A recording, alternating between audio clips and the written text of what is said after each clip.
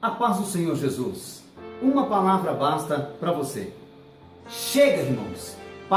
Está na hora de nós analisarmos o que nós estamos fazendo. Quando você vai na rede social, no Facebook, no Insta, no WhatsApp, o que você mais vê hoje são vídeos de zombaria. São vídeos onde eles procuram fazer piadinhas com a igreja, com as coisas da igreja, com o Evangelho de nosso Senhor Jesus Cristo. E isso está virando uma febre. Mas sabe o que está me incomodando? É que nós cristãos estamos ajudando nisso, compartilhando vídeos de outros ministérios, de outras denominações, fazendo piadinhas do Evangelho. Eu quero dizer para você que uma palavra basta, tem uma reflexão sobre isso. Atos capítulo 2 vai narrar a descida do Espírito Santo sobre uma congregação. A igreja do Senhor estava reunida, os irmãos estavam orando, os irmãos estavam em consagração, aguardando na orientação que Jesus havia dado.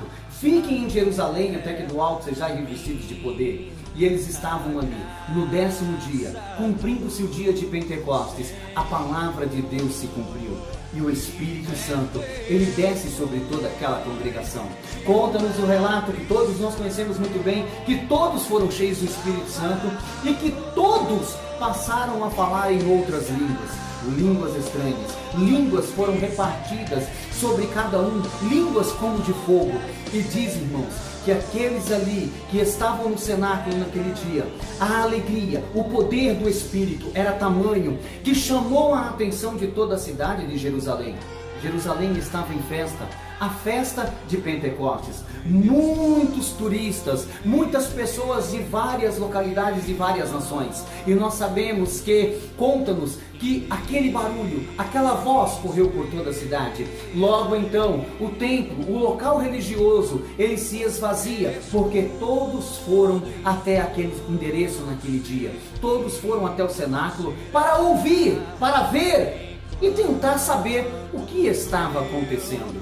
Conta-nos que aquela multidão, havia pessoas que estavam assustadas, pessoas que estavam curiosas, pessoas que estavam maravilhadas. Vai dizer o versículo que eles estavam cheios de suspensos. Tamanho era o poder de Deus, tamanha era a manifestação do poder de Deus. Quem sabe você que está me assistindo, você já foi em algum culto evangélico de uma igreja pentecostal, e quando o Espírito, ele alegra os irmãos, e quando há uma manifestação, você também tem esses sentimentos. Nossa, o que é isso? O que está acontecendo aqui? Que povo doido, que povo louco. Pois é, isso é muito antigo, isso aconteceu lá no início da igreja, porque a presença de Deus, ela é algo que você vê, você ouve e você sente. Nós, crentes em Jesus Cristo, temos a comunhão com Deus e com o seu Santo Espírito. Ele nos alegra, ele nos enche, ele nos faz transbordar na sua presença. A alegria que vem no nosso coração quando o Espírito Santo se manifesta é algo que nós não conseguimos descrever, é algo que nós não conseguimos explicar, mas é algo que nós sentimos. Todos nós que acreditamos em Jesus Cristo como Senhor e Salvador, todos nós que cremos no Evangelho de Jesus. E aí diz que a festa, aquele negócio todo, fica agora todo mundo com os olhos no cenáculo, na igreja, no poder de Deus manifestado entre os irmãos. A multidão maravilhada, a multidão querendo saber o que era aquilo, a multidão estava pasmada com todo aquele mover de Deus. Mas conta-nos a história, irmãos, que aqueles 120 irmãos que estavam ali há mais de 10 dias orando, jejuando, e agora foram cheios do poder de Deus, aquela multidão de pessoas que estavam ali querendo saber o que era isso, diz que surgiu um outro grupo, uma meia dúzia, que começa a fazer zombaria, que começa a fazer piadinha, que começa a brincar com aquilo que estava acontecendo. Eram pessoas que nem faziam parte do grupo, que estava cheio, que estava alegre, que estava feliz, nem fazia parte daquele grupo que estava curioso, querendo saber o que estava acontecendo, daquele grupo que estavam interessados. Era um grupo que não estava entendendo, era um grupo que não estava vivendo aquele momento. Então eles começaram a fazer zombaria, piadinha. Eles estavam dizendo que os irmãos estavam bêbados, eles estavam roubando a cena. Sabe que o diabo, ele é dessa forma.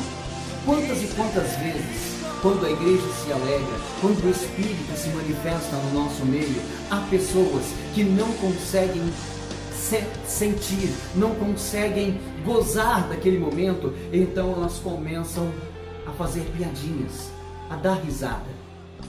E isso é mais velho do que pensamos, sabe por quê? Uma das coisas que o inimigo quer, através das piadinhas, através das zombarias, através das chacotas, é calar a igreja, é intimidar a igreja.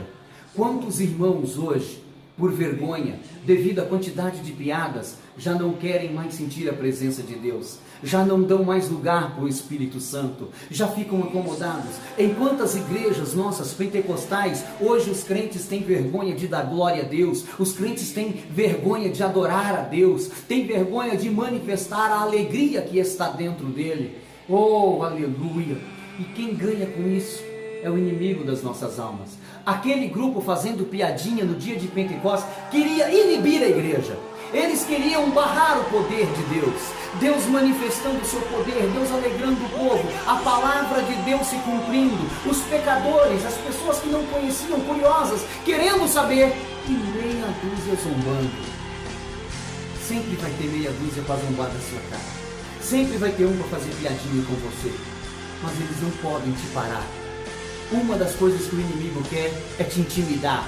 Uma das coisas que o inimigo quer é roubar a alegria do Espírito na tua vida. É fazer com que os seus cultos sejam cultos monótonos, frios.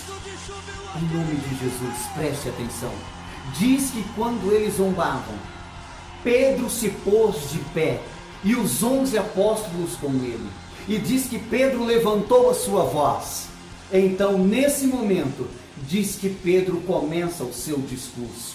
Eu quero chamar a tua atenção aqui.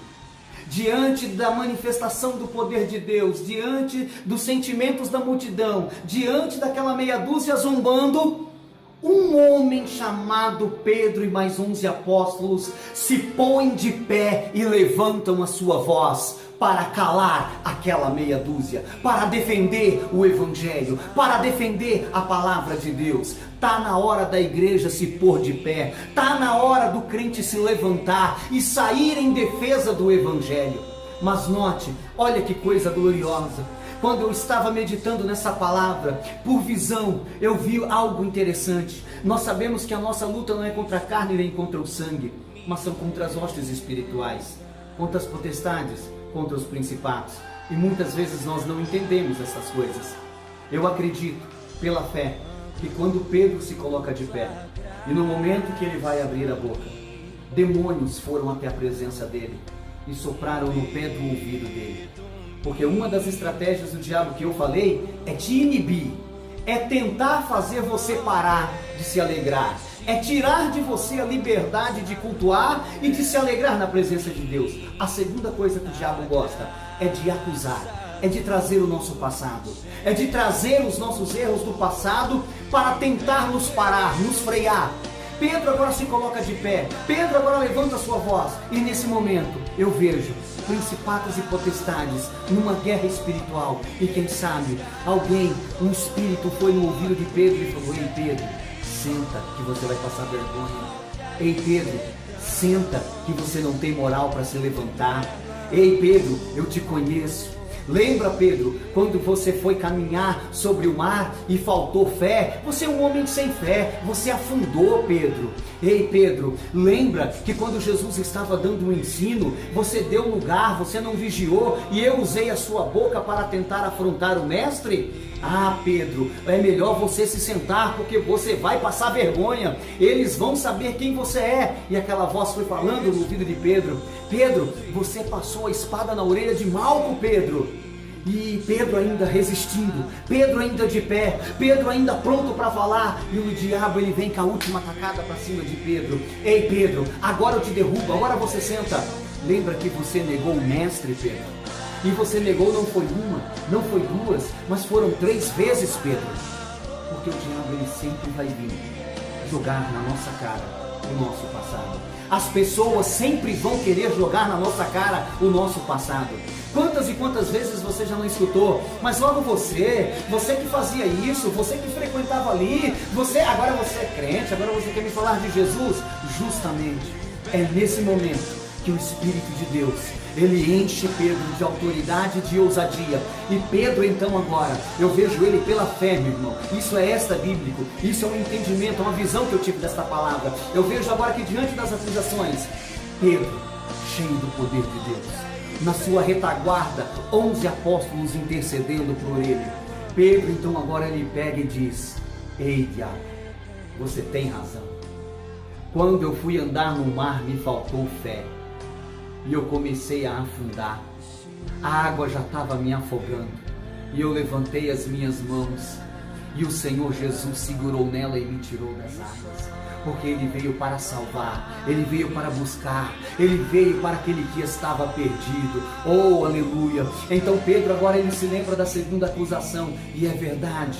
Uma vez eu não vigiei e eu emprestei a minha boca, eu comecei a falar contra a obra do Senhor, eu comecei a falar contra a igreja do Senhor, e Jesus me repreendeu sim, mas Ele não só me repreendeu, como Ele também guardou-me, porque Ele não permitiu que você se andasse comigo, porque Ele veio para guardar, Ele veio para proteger, Ele veio para nos livrar de todo o mal. Aleluia!